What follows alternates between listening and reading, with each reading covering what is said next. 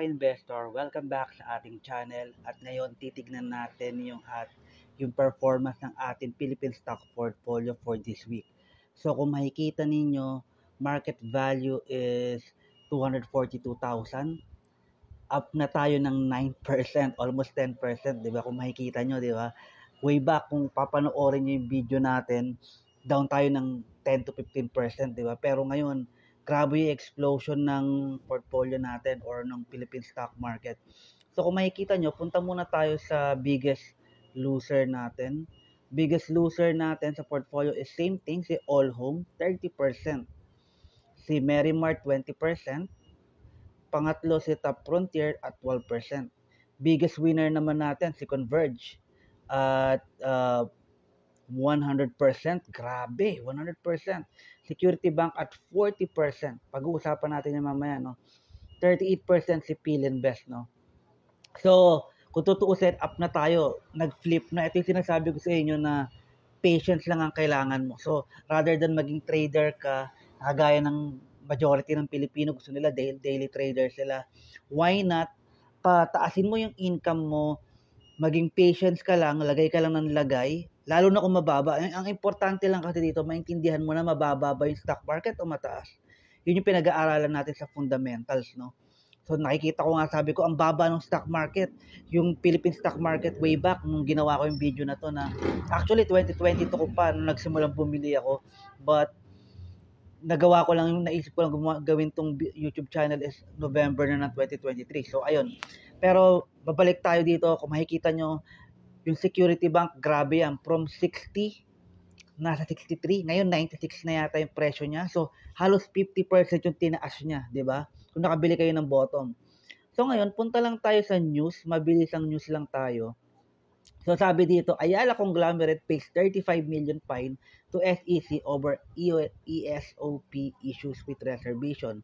So, kung makikita nyo, pati yung mga, pati yung mga malalaking company, nagbabayad sila sa SEC, no? So, at least hindi naman to malaking issue, hindi naman fraud, no? So, pwede nyo basahin to. Hindi na tayo magpapatagal dito kasi marami pa tayong babasahin. Now, punta tayo sa pangalawang balita natin. Ang sabi dito, Filipino wallets fatter but Philippine still among Asia's poorest.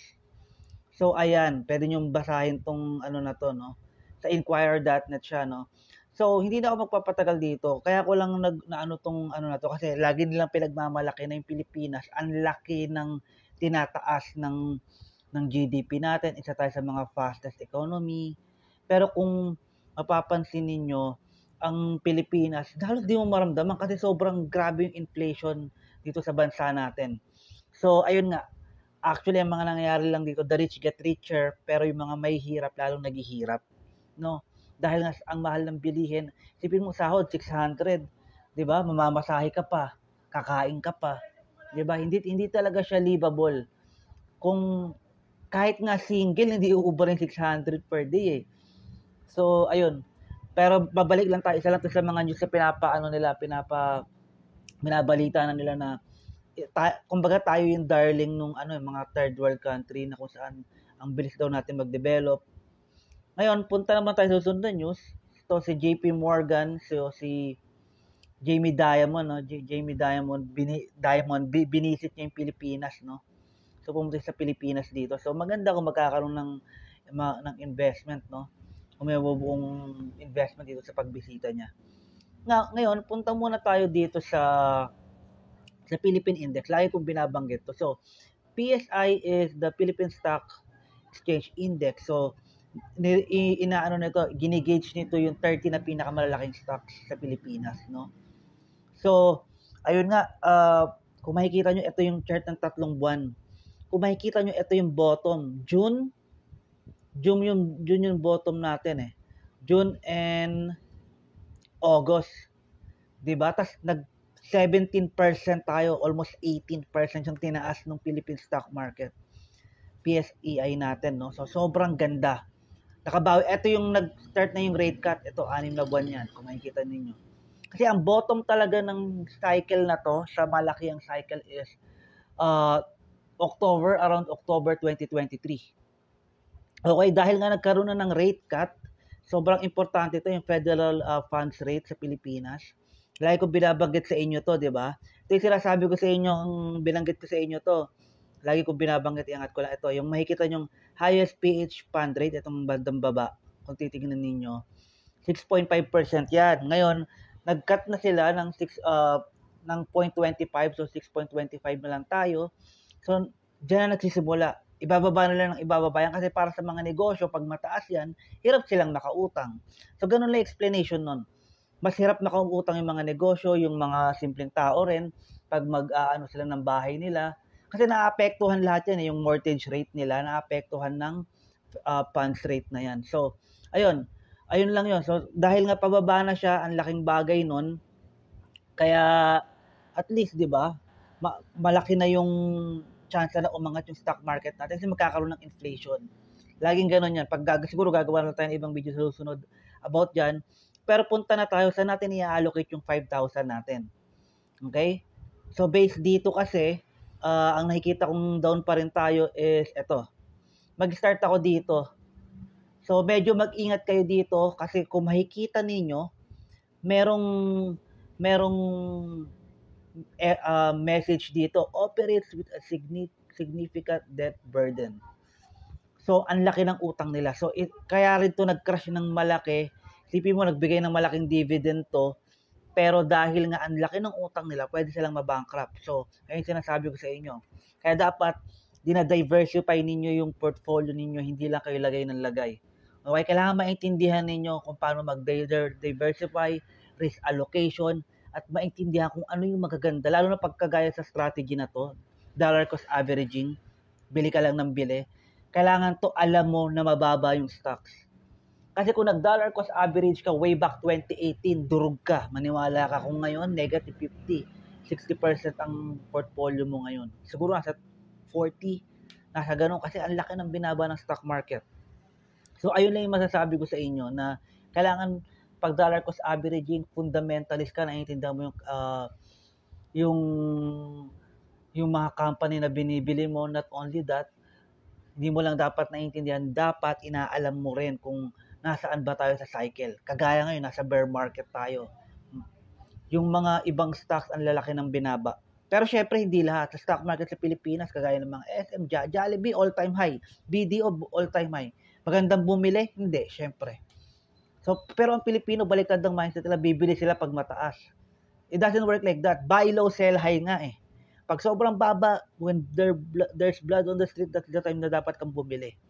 Okay, so eto, dito ko unang ilalagay yung 2,500 natin.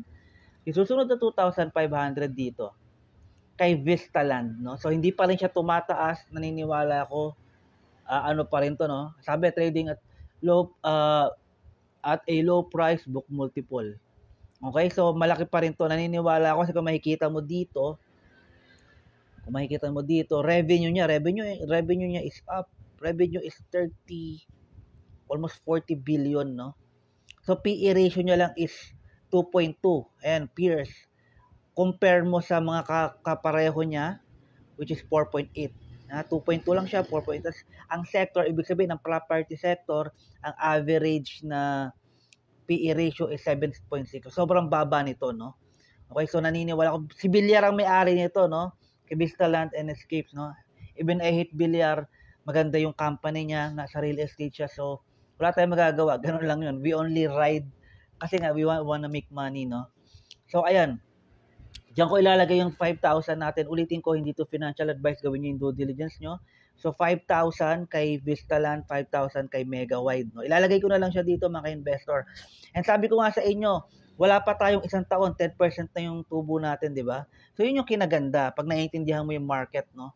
Hindi ka lang basta lagay. Kailangan maintindihan mo siya. Pero hindi naman lahat winner, may loser tayo. Kung isipin mo, 30% yung lugi ng isa, no?